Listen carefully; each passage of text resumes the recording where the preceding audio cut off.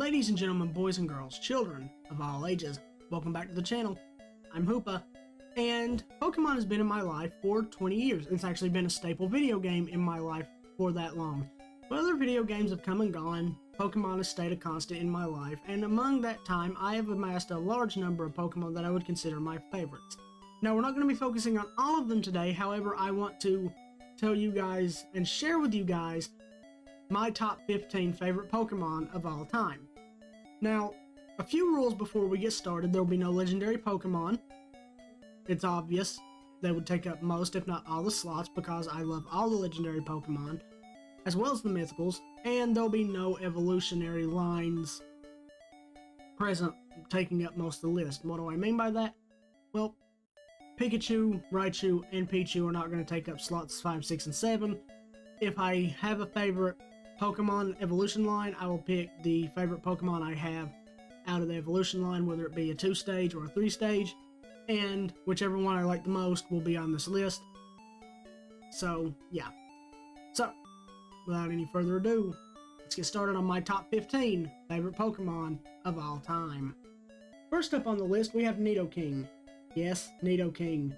Ninoking has a special place in my heart because it was the first Pokemon I ever caught. And because of that, every time it's available to be used in a Pokemon game, I'll use it. Not to mention, its amazingly brutal design with its spikes and its claws and its fangs. It's just a spiky boy, and it's really, really cool looking. I love Ninoking, and it's just a cool looking and strong Pokemon. So, yeah. Coming up next, we have Alakazam. Yes, Alakazam, the strongest Psychic-type Pokemon of Generation 1. I chose this Pokemon as my favorite simply because its design is goofy and I love it for it. Now, I've only been able to recently use this Pokemon. The first time I ever used it was in Generation 6, because growing up I didn't really have friends that played Pokemon, so I didn't get to trade very often. And when I did, it was just for some crappy, like, Nidoran or something. I love Ninoking, but the Nidorans are... Don't get me started. And because of its goofy design, and the fact that I have grown a fondness for this Pokemon through using it from Generation 6, 7, and 8, is why it's on this list. Not to mention, it's Mega. Its Mega adds to its goofier design because it goes from 2 spoons to, I think, 5 spoons, and it's just, how many spoons does this Pokemon need? It's adorable, and I think it's one of the better looking designed Pokemon from Generation 1. Hunting its way into the list, we have the first ever Ghost-type Pokemon introduced into Pokemon, as well as, in my opinion, the mascot of Ghost-type Pokemon, Gengar. Yes, Gengar. I know, hot take. A lot of people like Gengar. I do too. But it's in the same boat as Alakazam. I have only recently used this Pokemon, and as recently as Generation 8's Sword and Shield was when I started using this Pokemon, and I've got to say, it's a very powerful Ghost-type Pokemon, and the fact that it is as powerful as it is, given it's an older Pokemon, the original Ghost-type Pokemon is just fascinating to me. But that's not why it's on my list as my favorite Pokemon. As a matter of fact, this Pokemon has been on the list since Generation 1. That's right. But, Hoopa, you said you never used a Gengar until Generation 8. That's true. It's been in my favorites list for Generation 1 because of the anime. Gengar in the anime is a prankster that likes to cause mischief. It is not overly malice-filled like its Pokedex entry in the Pokemon games have you believe videos, with its haunting through the shadows. If you feel a chill in the air, that's probably a Gengar, and things like that. No, Gengar is just a mischievous Pokemon that likes to pull pranks in the anime, and that's what drew me to Gengar, what made me like Gengar as much as I did, and my appreciation for the Pokemon has only grown since using it in Generation 8. Next on the list, we have Starmie. Now, I know what you guys may be thinking. Starmie? Why is it on your favorites list? It's just a starfish. There's nothing special about it. However, I believe Starmie is the most underrated water-type Gen 1 Pokemon out there. And the reason being, it's a speedy special attacker with a unique type combination of water and psychic. Now, lore-wise, it makes no sense why Starmie is water and psychic. However, I believe that Starmie, given the extraterrestrial nature of it, just is a very, very cool design Pokemon. It's not just a starfish, it's a double starfish. Now, I admit Starmie stat-wise could be better, and I believe it could do with a better ability. And that's why in Pokemon Scarlet and Violet, I hope we get a third evolution line for Staryu, or maybe give it a regional variant, maybe base it on a rockfish, which I know is a legitimate fish, but maybe a hardened, dried out starfish, give it maybe a rock and psychic type, or take its psychic type out completely and give it a rock and water appearance. It may make it 4 times weak to grass, but I mean, it still would look really cool. Next up, we have Feraligatr. Feraligatr is on this list because it's my favorite starter Pokemon of all time. Its design is fantastic. It's bulky, it's evil looking, and it looks like it could chomp your head off with no problem. And I like that about it. You'll notice a theme in a lot of my videos where I like these big, monstrous, bulky Pokemon, not just for their stats, but for their designs. In my opinion, the bulky Pokemon are designed better, in my opinion, especially if they have these extra spikes or spines or things like that. And that's why Feraligatr's on this list. Feraligatr was actually the first Generation 2 Pokemon that I have ever used, and I will continue to use it to this day, whether I play Pokemon Gold, Silver, and Crystal, or Heart Gold and Soul Silver. Feraligatr has been my staple for all Generation 2 playthroughs, actually, just simply because it's one of the better designed Generation 2 Pokemon in my opinion, and one of the better starters of just Pokemon in general. So, yeah. Next up, we have Umbreon. I mean, do I really need to say anything about Umbreon? It's the unofficial mascot of this channel, announcing it now, and my favorite Pokemon of all time. Moving on, next is Scizor. I love Scizor's design. Its sleek metal body, its giant pincers, and the way its wings retract is just a massive, massive upgrade from Scyther. I like Scyther too, and I like Kleavor, but Scizor is by far the best designed evolution for Scyther, just given the fact it goes from this spiky lizard bug thing to this sleek metallic armored bug that could probably crush your head between its pincers with no problem.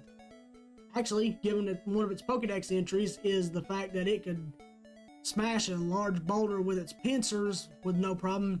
Yeah, that's pretty much a guarantee, isn't it? Flying in, we have Crobat. I don't have a lot to say about this Pokemon, aside from it was a much-needed improvement from the Zubat line. Zubat and Golbat, though very fast, are terrible stat-wise, and Crobat fixed that very quickly. Crobat is one of my favorite Pokemon simply based off the fact that Crobat is very, very, very well designed. It is very fast, its stats are fantastic, and it's just an overall cool Pokemon, and I'm glad Zubat did get some love, being the annoying Pokemon it is. I'm glad it got love and got an evolution that actually was useful. Next up on the list, we have Gardevoir. Now, Gardevoir is a lot of people's favorite Pokemon for reasons, and those reasons I'm not going to get into on this channel. But that's not why Gardevoir is on my list. No, Gardevoir is on my list because of its lore, its stats, and its overall design. Gardevoir, starting with its design, is a very beautifully designed Pokemon with more feminine features than, let's say, Jinx being, at the time, the only female-shaped Pokemon out there. Gardevoir's Mega Evolution accentuates that fact, there we go, by giving it a wedding gown. Not to mention its shiny is in a funeral gown, but we're not going to get into that today. No, which is very fitting, given the lore of this Pokemon is solely based on its bond with its trainer. In every Pokedex entry for Gardevoir, it has had some variation of it will defend its trainer with its life, whether it be just straight up saying it'll defend its trainer with its life, all the way to opening black holes to suck in the threats to its trainer. And stat-wise, Gardevoir is so powerful. So powerful, given the fact it added a fairy type to it, but before that, Gardevoir was a very strong Pokemon as well. That's what makes Gardevoir a part of this list, is simply because its lore is on point, its design is on point, and its stats are incredible. Not to mention, it was the first Pokemon I ever caught in Generation 3's Pokemon Emerald, the enhanced version of Ruby and Sapphire, when I had caught a Ralts and used it all the way up to the Elite Four, and Gardevoir, along with my Metagross, single-handedly swept the entire of the Elite Four. So, yeah. Next up on this list, we have Lucario. Now, I've always liked Lucario ever since its introduction in the Pokemon movie Lucario and the Mystery of Mew. And the reason I've liked this Pokemon so much is because it gives me an Anubis vibe. And the reason that I say that, for those who may not know about Egyptian mythology, Anubis is the god of death in Egypt that comes and takes away the souls of Egyptian who had passed away. And if Lucario's design is not based off Anubis, it will actually surprise me quite a bit.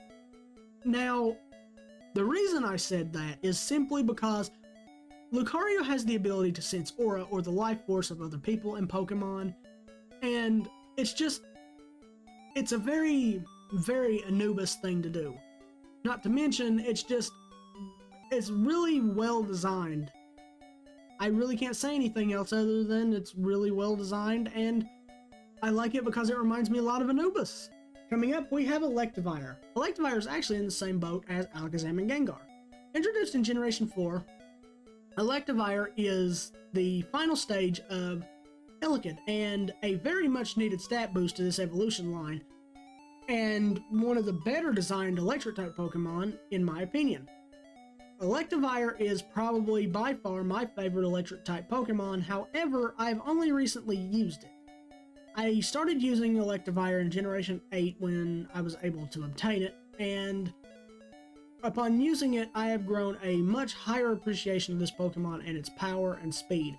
Now, if I had the gorgeous luck of being able to find a hidden ability Electivire with Motor Drive, however, it doesn't really do much for me personally, but Electivire's design in general is the reason it's on this list. Next up is Musharna. Now, I like Musharna for a couple of reasons. First off, it looks like a pillow, and two, it eats bad dreams and pulls out pink smoke from the top of his head. However, the main reason I like Musharna is because of foreshadowing. Now, for those who may not know, in Generation 1's Red, Blue, Green, and Yellow, when you leave the Rock Tunnel to go to Celadon City, no, Lavender Town, I'm sorry, you will meet an optional NPC to talk to, and the NPC will state, and I quote, "The Pokemon here are so chunky. There should be a pink one with a floral pattern." Now, to a lot of people back then, they said, cool, but that'll probably never happen. Skip to 4 generations later, Mana was introduced, and its evolution of Musharna, and the simple fact and reason that it looks like foreshadowing is the reason I like this Pokemon so much. Nearing the end of the list, we have Greninja. I love this Pokemon, and the reason I love this Pokemon is because it's a Ninja Frog. And that is an amazingly designed... Now, a lot of people would think that design wouldn't really work, but somehow Game Freak made it work. And I love them for it. I love Greninja. I love its Battle Bond form being Ash Greninja. I call him Battle Bond Greninja. A lot of people call him Battle Bond Greninja, simply because even though it's Ash Greninja, if it was truly Ash Greninja in the game, then only Ash would be able to do it and Battle Bond wouldn't exist. Now, Greninja is a very popular Pokemon, voted most popular in the 2018 poll, 2019 I believe, for favorite Pokemon. And it is really good in Smash Bros. Too. So, yeah. The reason I like this Pokemon is the fact that it's very well designed in both its normal and its Ash Greninja form. The runner-up for this list, we have Lycanrock. All three of them. Now, I don't have much to say about Lycanrock that hasn't been said by other trainers, or Poketubers, or fans of Pokemon just in general, other than it's a doggo, and I really like doggos, and there's 3 doggos, and I love all 3 of them very, very well. Not to mention their shinies are fantastic. And finally, we have Dracovish. This abomination has no right to exist. Even the Pokemon states that, given the fact it says how bad it was at living. But its design is really, really interesting, given the fact it's a mismatch of Pokemon that we'll never see the original versions of. It's a mismatch of just nonsense, and I love it for that reason. Not to mention, it is stronger than it has any right to be. Combined with Strong Jaw, Silk Scarf, and Vicious Rend, this Pokemon can knock out a single Pokemon in one hit if it goes first. And that's insane to me. Not to mention the stab Vicious Rend gets, because Dracovish is a water and dragon type. And it has no business being as strong as it is. And again, I love it for it. It's just one of my favorite fossil Pokemon. No, you know what? No. It is my favorite fossil Pokemon that has come out as of recent. Now, Gen 9 has the opportunity to give us better ones, but they're just nonsense, and it's fantastic. So that was my top 15 favorite Pokemon of all time. What did you guys think? Leave it in the comment section down below, and if you guys want to, hit that like button and share this video. But I've kept you all long enough. I hope you guys have a wonderful day. My name is Dark Hoopa, and I'm out. Bye, guys.